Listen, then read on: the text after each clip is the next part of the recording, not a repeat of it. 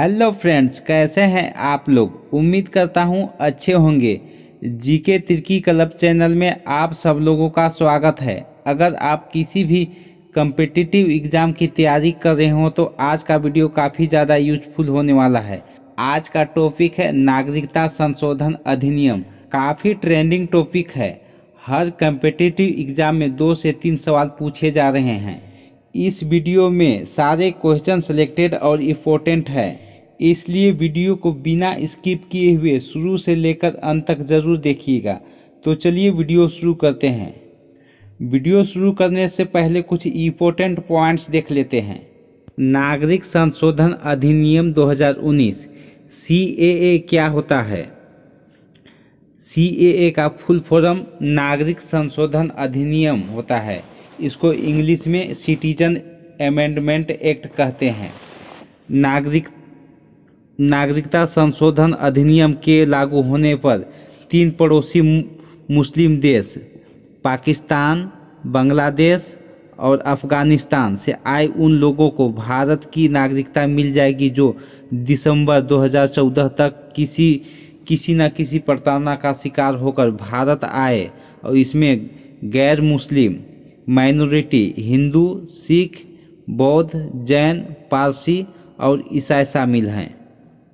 पिछले कानून के मुताबिक किसी भी व्यक्ति को भारतीय नागरिकता लेने के लिए कम से कम 11 साल भारत में रहना अनिवार्य था। नए कानून के तहत 2024 के बाद आने वाले व्यक्ति को लगातार 6 वर्षों तक भारत में रहना अनिवार्य होगा, तभी उसे भारत की नागरिकता दी जाएगी। और जो व्यक्ति अभी भी भारत आया है उसे 5 वर्ष तक भारत में रहना होगा। इससे पहले यह प्रावधान 11 वर्ष का था। पहला सवाल, भारत में नागरिकता संशोधन कानून किस तारीख को लागू हुआ है। इसका सही आंसर होगा सी, 11 मार्च 2024 को। भारत में नागरिकता संशोधन कानून 11 मार्च 2024 को लागू हुआ है। आइए अगला सवाल देखते हैं। CAA का पूर्ण रूप क्या होता है। इसका सही आंसर होगा सी, उपर्युक्त दोनों। CAA का पूर्ण रूप नागरिकता संशोधन कानून होता है। इसी को इंग्लिश में सिटीजन अमेंडमेंट एक्ट कहते हैं, इसलिए इसका सही आंसर होगा उपर्युक्त दोनों। ये अगला सवाल देखते हैं। नागरिकता संशोधन अधिनियम संसद में कब पारित किया गया था। इसका सही आंसर होगा बी, 11 दिसंबर 2019 को। नागरिकता संशोधन अधिनियम 11 दिसंबर 2019 को संसद में पारित किया गया था। ये अगला सवाल देखते हैं। नागरिकता संशोधन अधिनियम 2019 का उद्देश्य क्या है। इसका सही आंसर होगा सी, अफगानिस्तान, बांग्लादेश और पाकिस्तान उत्पीड़ित अल्पसंख्यक समूह को नागरिकता देना।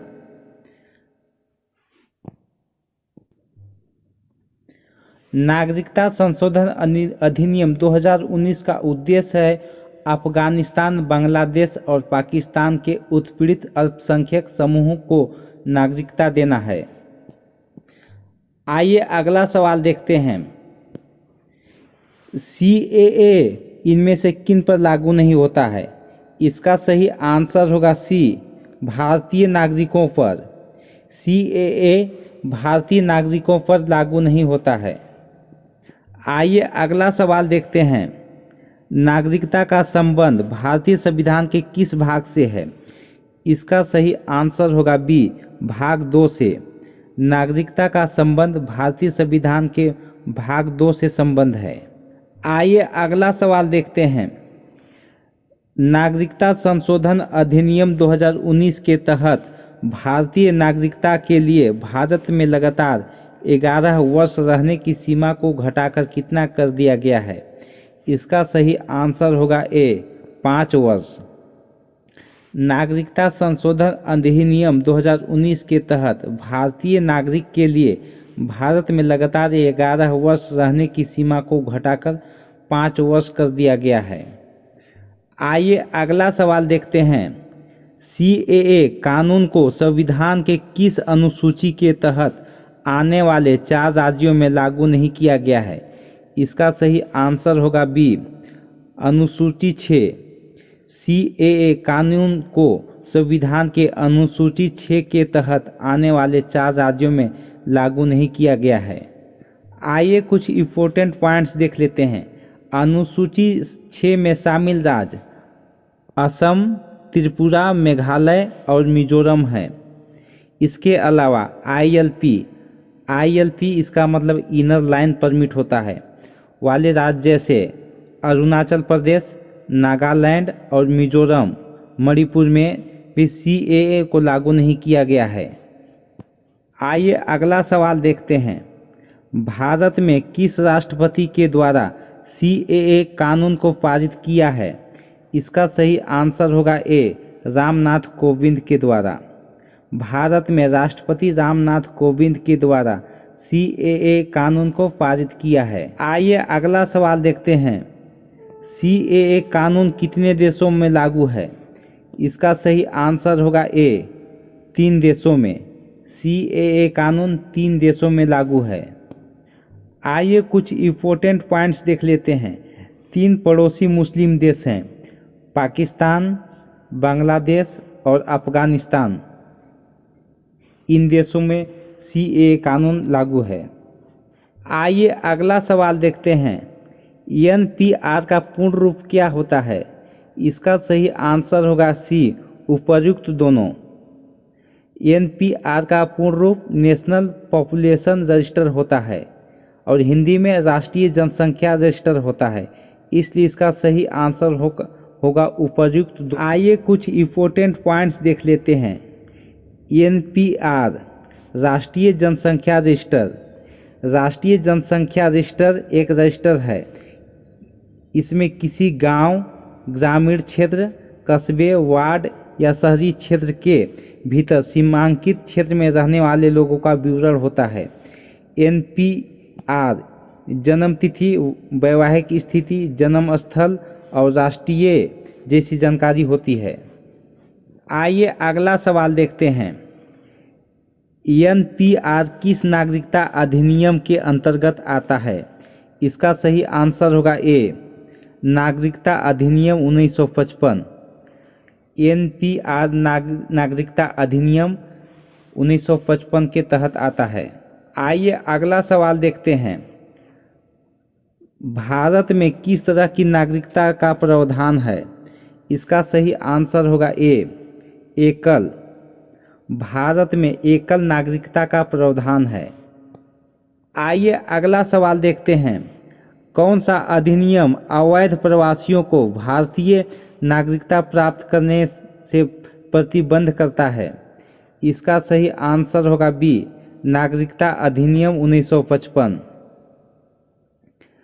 नागरिकता अधिनियम 1955 अवैध प्रवासियों को भारतीय नागरिकता प्राप्त करने से प्रतिबंध करता है। ये अगला इम्पोर्टेंट सवाल देखते हैं। किस राज्य में एनआरसी सबसे पहले लागू हुआ है? इसका सही आंसर होगा सी, असम में। असम में सबसे पहले एनआरसी लागू हुआ है। आइए अगला सवाल देखते हैं। भारतीय संविधान के किस अनुच्छेदों में नागरिकता संबंधी प्रावधान किए गए हैं?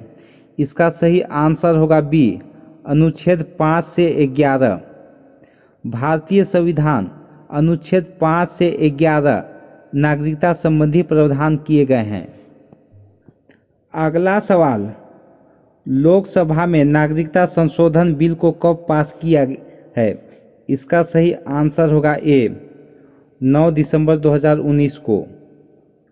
लोकसभा में नागरिकता संशोधन बिल 9 दिसंबर 2019 को पास किया है। अगला सवाल, राज्यसभा में नागरिक संशोधन बिल को कब पास किया गया? इसका सही आंसर होगा ए, 11 दिसंबर 2019 को। राज्यसभा में नागरिक संशोधन बिल को 11 दिसंबर 2019 को पास किया गया है। अगला सवाल, भारत में प्रवासियों को अब 11 साल की बजाय कितने साल रहने पर नागरिकता मिल जाएगी? इसका सही आंसर होगा ए, 5 साल। भारत में प्रवासियों को अब 11 साल की बजाय 5 साल रहने पर नागरिकता मिल जाएगी। अगला सवाल, लोकसभा में नागरिक संशोधन बिल को किसने पेश किया? इसका सही आंसर होगा ए, अमित शाह। लोकसभा में नागरिक संशोधन बिल को गृह मंत्री अमित शाह ने पेश किया है। आइए अगला सवाल देखते हैं। नागरिक संशोधन बिल के अंतर्गत लोकसभा में कुल कितने वोट पड़े? इसका सही आंसर होगा ए, 391 वोट। नागरिक संशोधन बिल के अंतर्गत लोकसभा में 391 वोट पड़े हैं। आइए कुछ इम्पोर्टेंट पॉइंट्स देख लेते हैं। लोकसभा के पक्ष में कितने वोट पड़े? 311 लोकसभा में। और विपक्ष में कितने वोट पड़े? 80 वोट पड़े हैं। आइए अगला सवाल देखते हैं। नागरिक संशोधन बिल द्वारा किन देशों के अल्पसंख्यकों को नागरिकता देने का फैसला किया गया है? इसका सही आंसर होगा डी, उपयुक्त सभी। नागरिक संशोधन बिल द्वारा अफगानिस्तान, पाकिस्तान, बांग्लादेश के अल्पसंख्यकों को नागरिकता देने का फैसला किया गया है। आइए अगला सवाल देखते हैं। नागरिक संशोधन बिल के अंतर्गत राज्यसभा में कुल कितने वोट पड़े? इसका सही आंसर होगा ए, 220। नागरिक संशोधन बिल के अंतर्गत राज्यसभा में 220 वोट पड़े हैं। आइए कुछ इम्पोर्टेंट पॉइंट्स देख लेते हैं। राज्यसभा के पक्ष में 125 और विपक्ष में 95 वोट पड़े हैं। आइए अगला सवाल देखते हैं। नागरिक संशोधन बिल कितने अल्पसंख्यक समुदाय को नागरिकता प्रदान करेगा? इसका सही आंसर होगा डी, 6। नागरिक संशोधन बिल 6 अल्पसंख्यक समुदाय को नागरिकता प्रदान करेगा। आइए कुछ इम्पोर्टेंट पॉइंट्स देख लेते हैं।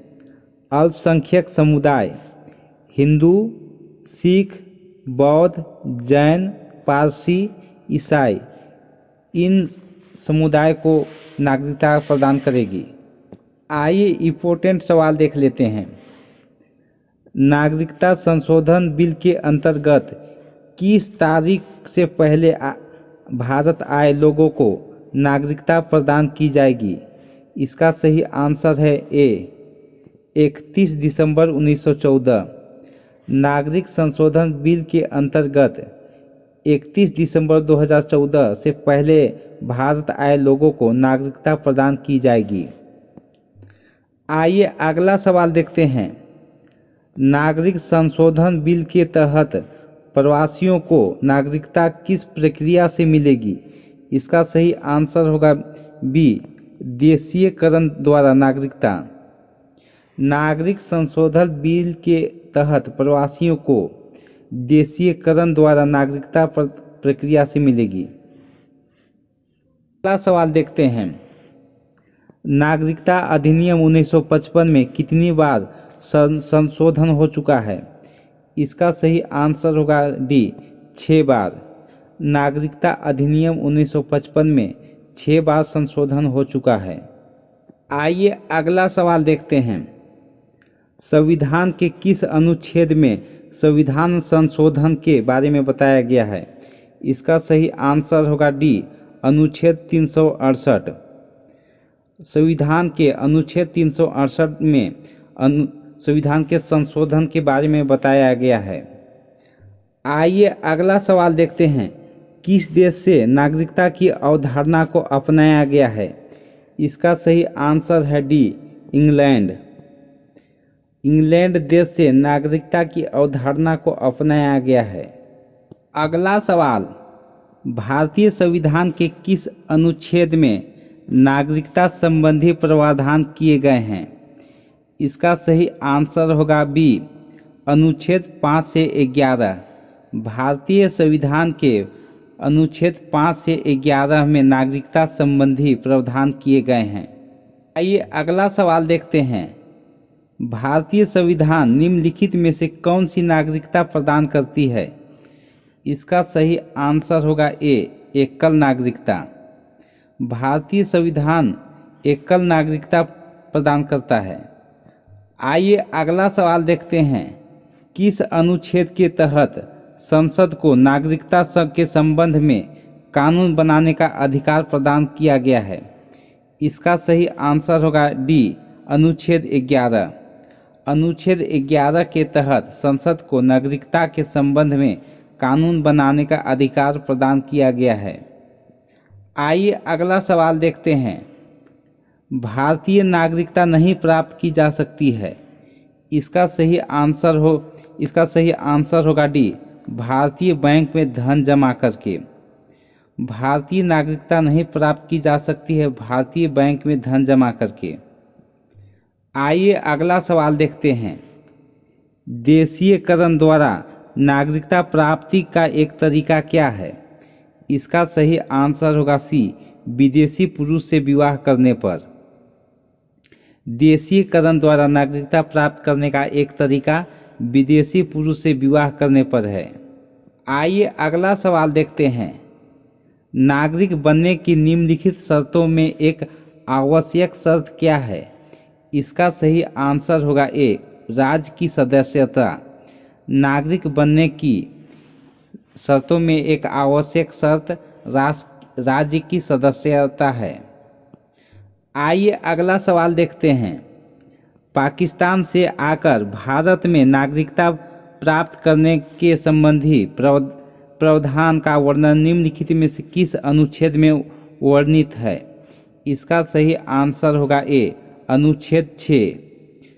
पाकिस्तान से आकर भारत में नागरिकता प्राप्त करने के संबंधी अनुच्छेद 6 में वर्णित है। आइए अगला सवाल देखते हैं। एक व्यक्ति नागरिकता के अधिकार कैसे खो सकता है? एक कारण हो सकता है। इसका सही आंसर होगा बी, एक व्यक्ति दूसरे राज्य की नागरिकता ले लेता है तब। एक व्यक्ति नागरिकता के अधिकार दूसरे राज्य की नागरिकता ले लेता है तब खो सकता है। आइए अगला सवाल देखते हैं। निम्नलिखित में से कौन सी शर्त भारत की नागरिकता प्राप्त करने के लिए नहीं है? इसका सही आंसर है डी, संपत्ति स्वामित्व। भारत की नागरिकता प्राप्त करने के लिए संपत्ति स्वामित्व नहीं है। आइए अगला सवाल देखते हैं। भारत की नागरिकता निम्नलिखित में से किस प्रकार से प्राप्त की जा सकती है? इसका सही आंसर होगा डी, उपर्युक्त सभी। भारत की नागरिकता प्राप्त की जा सकती है जन्म से, वंशानुक्रमण से, देशीयकरण से। इसलिए इसका सही आंसर होगा डी, उपर्युक्त इन सभी से नागरिकता प्राप्त की जा सकती है। आइए अगला सवाल देखते हैं। नागरिकता प्राप्त करने व खोने के विषय में विस्तार से चर्चा कहाँ की गई है? इसका सही आंसर होगा बी, 1955 के नागरिकता के कानून में। नागरिकता प्राप्त करने व खोने के विषय में 1955 के नागरिकता कानून में चर्चा की गई है। आइए अगला सवाल देख लेते हैं। किसी व्यक्ति की भारतीय नागरिकता निलंबित की जा सकती है? इसका सही आंसर होगा सी, भारतीय नागरिकता निलंबित की जा सकती है यदि कोई व्यक्ति स्वेच्छा से दूसरे देश की नागरिकता ग्रहण कर लेता है तब।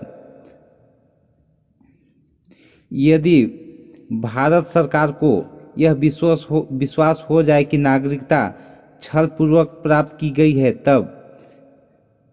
और यदि कोई व्यक्ति जन्म से देश का नागरिक है किंतु वह विदेशी राष्ट्र के युद्ध के दौरान वह शत्रु की सहायता पहुंचाने की गतिविधि लिप्त पाया जाता है तब। इन सब के दौरान नागरिकता निलंबित की जा सकती है। आइए अगला सवाल देख लेते हैं। कितने वर्षों तक लगातार बाहर रहने पर नागरिकता समाप्त हो जाती है? इसका सही आंसर होगा सी, 7 वर्षों तक। 7 वर्षों तक लगातार बाहर रहने पर नागरिकता समाप्त हो जाती है। आइए अगला सवाल देख लेते हैं।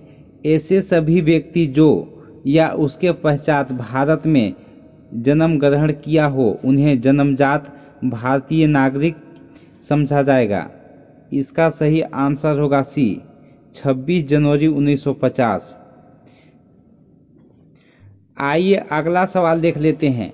निम्न में से किस स्थिति में किसी भारतीय व्यक्ति की भारतीय नागरिकता समाप्त हो सकती है? इसका सही आंसर होगा डी, उपर्युक्त सभी। भारतीय व्यक्ति की भारतीय नागरिकता समाप्त होने के कारण, त्यागने पर, पर्यावसन पर, वंचित किए जाने पर, इन सभी कारणों से भारतीय नागरिकता समाप्त हो सकती है। आइए अगला सवाल देख लेते हैं। निम्न में से किस स्थिति में किसी व्यक्ति को भारतीय नागरिकता से वंचित नहीं किया जा सकता है? इसका सही आंसर होगा डी, उपर्युक्त सभी। किसी व्यक्ति को भारतीय नागरिकता से वंचित नहीं किया जा सकता है यदि निर्वाचन के दौरान, आपातकाल के दौरान, युद्ध के दौरान, इन सभी के दौरान के द्वारा भारतीय नागरिकता से वंचित नहीं किया जा सकता है। आइए अगला सवाल देख लेते हैं। भारतीय संविधान में नागरिकता के प्रावधान कब लागू हुए? इसका सही आंसर होगा बी, 1949 में। भारतीय संविधान में नागरिकता के प्रावधान 1949 में लागू हुए हैं। आइए अगला सवाल देख लेते हैं। भारतीय संविधान के अंतर्गत भारत नागरिकों को वे कौन से अधिकार प्राप्त हैं जो गैर नागरिकों को नहीं है? इसका सही आंसर होगा डी, उपर्युक्त सभी। भारतीय संविधान के अंतर्गत भारत के नागरिकों को वे अधिकार प्राप्त हैं।